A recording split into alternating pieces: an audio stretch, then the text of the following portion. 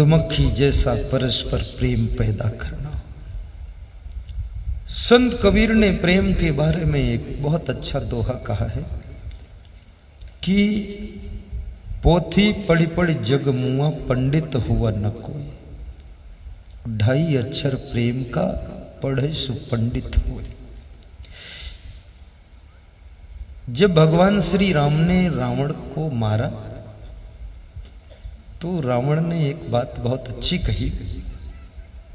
उसने कहा, हे राम, तुम मुझे मार नहीं सकते थे, भले ही तुम भगवान हो, लेकिन नहीं मार सकते थे। लेकिन गलती कहां पर हुई? गलती यहां पर हुई, मैं बताता हूं जहां पर गलती हुई है। तो राम ने कहा, कहां पर हुई? बोले, आपका भाई आपके साथ में खड़ा है और मेरा भाई भी आपके साथ खड़ा है। मैं इतना विद्वान होकर के मूर्ख हूं कि अपने भाई को भी अपने साथ नहीं खड़ा कर पाया, और आप इतने समझदार बुद्धिमान हो कि अपने भाई को भी अपने साथ रखा और मेरे भाई को भी अपना भाई बना लिया, इसलिए आपकी जीत हो गई है।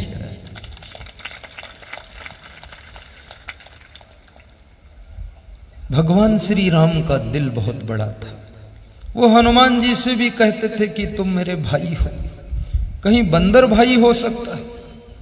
लोग अपने भाई को भी भाई नहीं कहना चाहते। हनुमान चालीसा जिन्होंने पढ़ा है जरा हाथ ऊंचा करें, नीचे कर लो। जिनको हनुमान चालीसा पूरी याद है वो हाथ ऊंचा करें, नीचे कर लो। जो हनुमान चालीसा का रोज पाठ करते वो हाथ ऊंचा करें, नीचे कर लो। हनुमान चालीसा बुद्धहीन तनु जानिके सुमिरो पवन कुमार। एक आदमी से मैंने कहा हनुमान चालीसा पाठ किया करो, बोलो तो बुद्धिहीन लोग करते, हम क्यों करें? तो मैंने कहा कैसे? बोले उसी में लिखा बुद्धिहीन तनु जानिके सुमिरो पवन कुमार। पवन कुमार का सुमिरन वो करें जो बुद्धिहीन है, हम तो बुद्धिमान आदमी। तो मैंने कहा अपने आप तुमने कैसे परिभाषा कर ली कि मैं बुद्धिमान हूं? I am intelligence. कैसे तुम हो गए इंटेलिजेंस? लोग बड़े विचित्र हैं, अर्थ में अनर्थ निकालते हैं।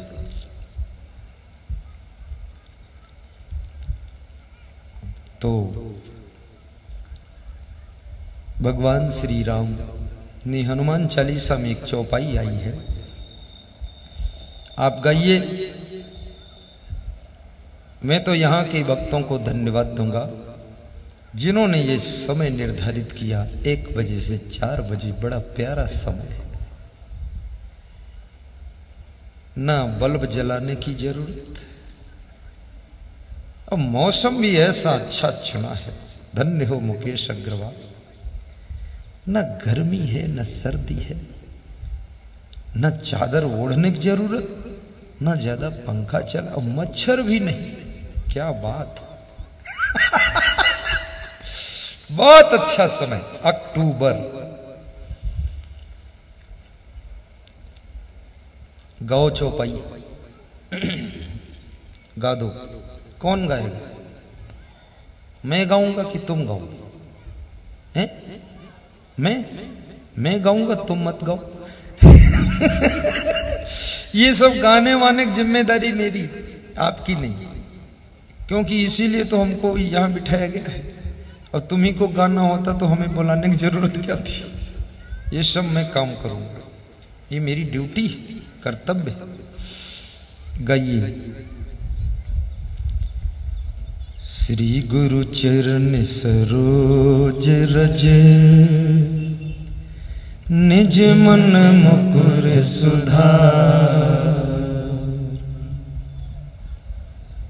हाँ, आधा तुम गा दो। हाँ, तुम्हारे में कोई मेल ही नहीं। कोई कहा थे वर्णव, कोई कहा थे रघुबर। चलो मैं साथ में गाता हूं। श्री गुरु चरण सरोज रज, निज मन मुकुर सुधार। वरणो रघुबर विमल यश, जो दायक फल चार। बुद्धिहीन तनु जान के सुमिरो पवन कुमार। बल बुद्धि विद्या देहु मोहि हरहु कलेश विकार। रघुपति कीन्ही बहुत बड़ाई तुम मम प्रिय भरतहि सम भाई। क्या बात है, भगवान राम हनुमान जी की बहुत बड़ाई कर रहे हैं। बड़ा काम करने वालों की बड़ाई करना चाहिए, ये भगवान राम ने परिभाषित कर दिया है। हनुमान जी की बड़ाई भगवान खुद कर रहे हैं।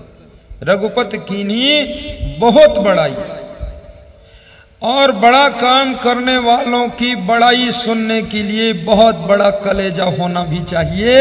किसी की बड़ाई होने लगती है तो बहुत लोगों के सीने पर सांप लौटने लग जाते हैं कि इसका इतना नाम हो रहा है और मेरा तो कुछ भी नहीं। अरे तेरा क्या हो, तूने कोई काम भी तो नहीं किया। नाम तो तब होता जब काम होता है। बड़ाई करो, प्रशंसा करो। रघुपति कीन्ही बहुत बड़ाई तुम मम प्रिय भरतहि सम भाई। तुम मेरे ऐसे प्रिय हो जैसा मेरा भरत भाई मुझको प्रिय है। वाह, भरत की तुलना में हनुमान जी को खड़ा कर दिया। हनुमान का रूप बंदर का रूप है और भरत का रूप सुंदर रूप है, लेकिन भरत के लेवल में हनुमान को खड़ा किया, क्योंकि राम को पता था यहां जंगल में वनवास में भरत काम नहीं आएगा। यहां भरत का रूप लेकर मेरा हनुमान ही पूरा काम करेगा, इसलिए भरत बनाया। थोड़ा जोर से जय बोलो।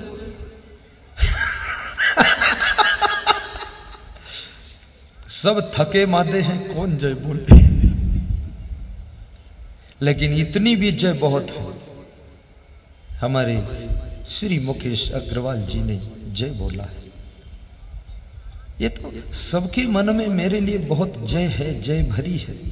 लेकिन तुम इसलिए नहीं बोलते हो कि बोलूंगा तो गुरुदेव कब बोलेंगे फिर, इसलिए चुप रहते हो। बाकी बहुत प्रेम है सभी का। फिर से गाओ ये चौपाई। कभी आप अपने सगे भाई की भी प्रशंसा करना, कभी पिताजी की प्रशंसा करना, मां की प्रशंसा करना, कभी अपनी पत्नी की बड़ाई करना, कभी अपने सास ससुर की बड़ाई करना, कभी अपने बेटे की भी बड़ाई करना। माँ बाप किन किन विषम परिस्थितियों में इस घर की व्यवस्था को संभालने में सफल हुए हैं, उनके कष्टों को याद करना, धन्यवाद देना कि धन्य हो पिताजी, आपने किन परिस्थितियों में इतना अच्छा मकान बनाया, ये प्लाट खरीदा, ये गाड़ी लिया, हमारा सबका पालन पोषण किया। ये कहां से इतना पैसे की व्यवस्था करने में आपको कितनी तकलीफ आई होगी। अब पिताजी चिंता ना करो, हम सब तैयार हो चुके हैं, आदेश दीजिए, सारा काम हम संभालेंगे। पिता को खुश कीजिए।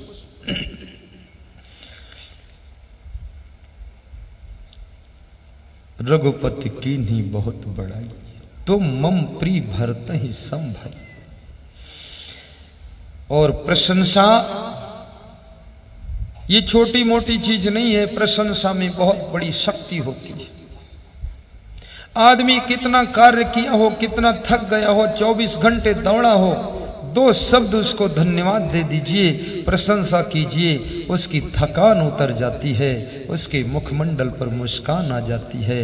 याद रखना, अच्छा करने वालों को धन्यवाद जरूर देना चाहिए, जरूर धन्यवाद देना चाहिए, और अपने से छोटों को आशीर्वाद जरूर देना चाहिए। धन्यवाद और आशीर्वाद की परंपरा को बनाए रखिए ताकि आपके घर में वाद विवाद ना हो।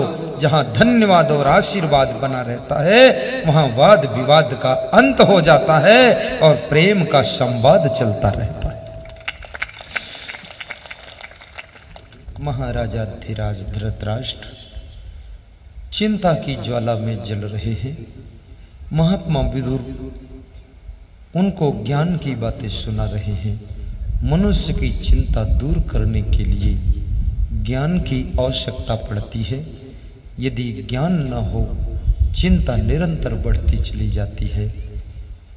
आज महाराष्ट्र से मेरे पास फोन आया विदर्भ से कि चिंता क्यों होती है, तो मैंने कहा चिंता होती है इसलिए होती है, तो बोले यही उत्तर है। तो हमने कहा ये प्रश्न छोटा है, उत्तर बहुत लंबा है। आप इसका उत्तर चाहते हैं 28 तारीख को मुझे 11 बजे मोबाइल करना, 15 मिनट लगेंगे समझाने में। चिंता ज्ञान के अभाव में आत्मा का बोध नहीं है, इसलिए चिंता घेरती है। आज मैं आपको संक्षिप्त आत्मज्ञान की बात करता हूं। इस शरीर से पहले, इस कुटुंब से पहले, इस जीवन से पहले भी तुम्हारा जीवन कहीं था। इस शरीर से पहले तुम्हारा कहीं दूसरा शरीर था। इस कुटुंब परिवार से पहले दूसरा कोई परिवार था आपके पास में, और आपका जन्म आगरे से पहले, सिकंदरा से पहले कहीं और था, और वहां तुम पिताजी थे, पति जी थे, भाई भी थे, किसी की पत्नी थी तुम, किसी की माँ थी तुम, किसी की सासू बनी थी, और वहां की तुम बड़ी चिंता करते थे। और एक मौत के झटके में आंख बंद हो गई, तुम वहां मर गए। तुम्हारी लाश को वहां तुम्हारे अपनों ने दफन कर दिया। वो आत्मा वहां से निकल पड़ी, कर्म के पंखों को लेकर उड़ी और आकर के अब यहाँ जन्म ले ली है। अब यहाँ तुमने सारा सिस्टम फैलाया है, फिर मोह ममता, फिर हाय हाय, फिर वही बात। और यहाँ से भी एक दिन हमारी आपकी सबकी मृत्यु होगी, आंख बंद होगी, शरीर शांत होगा, संसार छूटेगा, परिवार बदलेगा, स्थान चेंज होगा, कुल कुटुंब परिवर्तन होगा, दूसरी नई जगह जन्म होगा, नए माता पिता मिलेंगे, उनकी गोद में खेलोगे, वहां का कारोबार संभालोगे। याद रखना, ऐसे ऐसे अनंत अनंत शरीर, अनंत अनंत तुमने परिवार प्राप्त किए हैं, और न जाने कितनी बार इस शरीर का नया नया जन्म हुआ है, मरण हुआ है, बीमारी आई है, कुल कुटुंब परिवार मिला, कारोबार मिला है, और जब जब जन्म हुआ तब तब तुम चिंता करते करते अपनी जिंदगी में सुख नहीं पा सके। याद रखना, हंसते हंसते जीना, मुस्कुरा कर जीना, टेंशन बिल्कुल मत करना, और जब तक जीना तब तक अच्छा करना, सबका हित करना, सबका कल्याण करना, सबका भला करना। और एक दिन जब आंख बंद हो जाएगी तो तुम्हारी महायात्रा शुरू हो जाएगी। ये आत्मा तो अमर है, आप इतना टेंशन में क्यों पड़ते हैं? फिर ये जो भी आत्माएं आपसे जुड़ी हुई है, इनका सबका भी किस्मत बहुत बुलंद है। ये कोई अभागे लोग नहीं जुड़े हैं आपसे। आपकी पत्नी भी जो है बहुत किस्मत वाली है। कभी कभी आदमी बड़ी ठोकरें उठाता है और शादी होने के बाद उसका भाग्य पलटता है। वो उसकी वाइफ की किस्मत आकर उसको मदद करती है। और कभी कभी पति पत्नी शादी होने के बाद बड़े धक्के खाते हैं। उनके घर में जब एक कोई बाल गोपाल लाल का जन्म हो जाता है, उसी दिन से घर का नक्शा बदलना शुरू होता है। कोई बालिका राधा रानी जन्म लेती है, उसी दिन से चेंजिंग शुरू होती है, गरीबी दूर हो जाती है, व्यवस्था संभलने लग जाती है। उस बालक उस बालिका का भाग्य तुमको मदद करने लगता है। और कभी कभी तुम्हारे घर में जब बहू आती है तब तुम्हारा भाग्य बहुत तेज गति से विकास करने लगता है। इसलिए याद रखना, जो भी तुम्हारे पुत्र है, पुत्री है, पत्नी है, पति है, पिताजी है, माताजी हैं, और बेटा बेटी है, पोता पोती है, इनको सबको धन्यवाद देना। न जाने किसका प्रबल प्रचंड भाग्य तुम्हारे घर में मदद कर रहा है और घर का विकास होता चला जा रहा है। सबके लिए शुभकामना करना। बहुत सुंदर। संतापाद भ्रश्यते रूपम, संतापाद भ्रश्यते बलम, संतापाद भ्रश्यते ज्ञानम, संतापाद व्याधि मिच्छति। और चिंता करने से शरीर में नाना रोग पैदा हो जाते हैं। ये शुगर की बीमारी प्रायः चिंता करने से आती है, या तो जीन्स के कारण आती है, जीन्स का रोग है, और या तो फिर ये रोग ज्यादा मीठा खाने से भी हो जाता है। पर मैं निवेदन करूंगा, गहरी नींद सोया करो, पानी अधिक पिया करो। 40-50 साल की उम्र के बाद चावल, आलू, चीनी, चिकना ये कम खाया करो, ना खाया करो। और सलाद सुबह सुबह खा लिया करो। और पेट में गड़बड़ी हो तो पपीता सुबह खा लिया करो। यस्य पिता नास्ति तस्य पिता पपीता। जिसका पिता ना हो उसका पिता पपीता है। आप पपीता खाइए। पपीता पिता का काम करता है। पिता भी पेट पोषण करता है और पपीता भी पेट को ही संभालता है। और यस्य माता नास्ति तस्य माता हरित की। और जिसकी माँ ना हो उसकी माँ हरड़ है। माँ पूरे आपके शरीर के अंग प्रत्यंग का ख्याल करती है। ऐसे हरड़ का चूर्ण बना लो। बना क्या लो, बना बनाया खरीद लो। तुम बना नहीं पाओगे, कहाँ ढूंढोगे इमाम दस्ता कूट पीस। बना बनाया ले लो और जितनी मात्रा खानी चाहिए उतनी खा लो। मैं तो खैर नहीं खाता हूं, पर तुम खा लेना। हरड़, थोड़ा हरड़ खा लो। शरीर के सभी अंगों को जा करके कंप्लीट करेगी हरड़। और थोड़ा आयुर्वेदिक चूर्ण भी ले लिया करो। पेट में गड़बड़ी हो तो श्री च्यवन आयुर्वेद कंपनी का उदरामृत चूर्ण ले लो। 2 दिन में ही आपको आधा आराम। पेट जिनका बड़ा हो रहा हो, बहुत मोटा हो रहा हो, पेट में चर्बी जम रही, उनके लिए आज छो मंत्र बता दूं। आज बताऊं कि कल बताऊं? आज बता देता हूं, रात भर में पेट गायब हो जाए, केवल पीठ में। ये पेट वाली प्रॉब्लम बहुत है, उसके लिए मेदो हर चूर्ण च्यवन कंपनी का आता है। यहाँ एक भक्त जी शायद दुकान रखे हैं, वहां मिल सकता शायद, पता नहीं पक्का। और जिनके घुटनों में दर्द हो, महादर्द नाशक तेल श्री च्यवन आयुर्वेद का, और एनार्ट पाउडर, बस चुटकी से आधा चुटकी दूध के साथ 50,000 लोगों के घुटनों का दर्द खत्म हो चुका है। ऐसा रामबाण।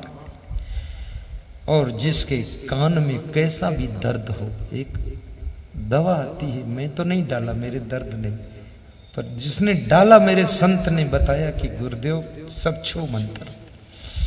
और थोड़ा सवेरे सवेरे 1 गिलास गर्म पानी घूंट घूंट कर पी लिया करो। ऐसा नहीं सट से पी गई, धीरे धीरे घूंट घूंट के, चाय जैसे पियो। और सुबह सुबह चाय मत पिया करो, और हो सके तो चाय कभी ना पियो, और ना मन माने तो फिर 2 बार चाय पी लो। क्योंकि चाय ज्यादा खतरनाक भी नहीं, लेकिन ज्यादा पियो तो खतरनाक भी है। और थोड़ा सा दाल बदल बदल कर खाया करो, एक ही दाल रोज नहीं। और दाल के ऊपर का पानी पी लिया करो 1 कटोरी। और हरी सब्जियां भी बदल बदल कर खाया करो। और मौसम में जो फल आते ना, सुबह सुबह फल खाया करो। अमरूद खाओ, बहुत फायदा करेगा। 1 केला खा लिया करो। कच्चे केले की सब्जी बनाकर खाओ, बहुत फायदा करेगा। सब्जी में थोड़ा सरसों के दाने डाल दिया करो। और तो इतना ही कहूंगा कि जब सोया करो, आज तुम्हें सोने का तरीका सिखा देता हूं। सिखा दूं? सीधे लेट जाया करो, हाथ पांव ढीले कर दिया करो और ऐसा सोचा करो कि मर गया हूं।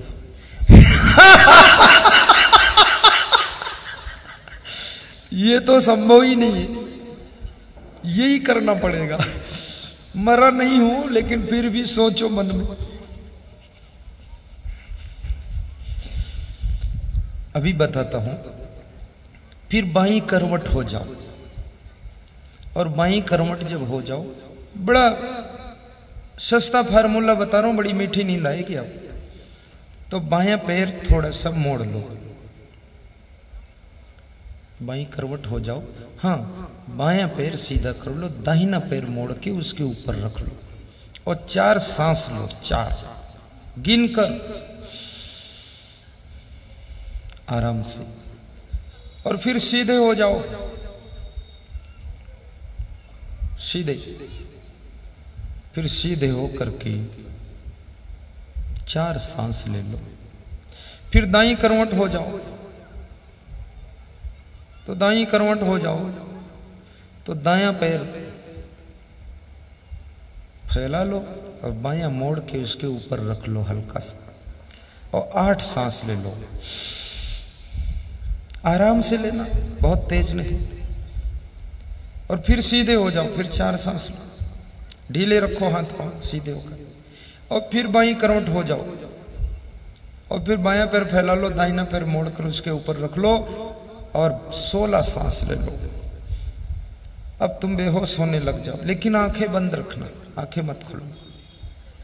फिर तुम हाथ पांव ढीले कर दो, और फिर चाहे जैसे तुम्हारा शरीर टेढ़ा मेढ़ा सीधा पड़ा रहे, आंखें मूंद लो, आंखें खोलना मत। बड़ी मीठी नींद आपको आ जाएगी।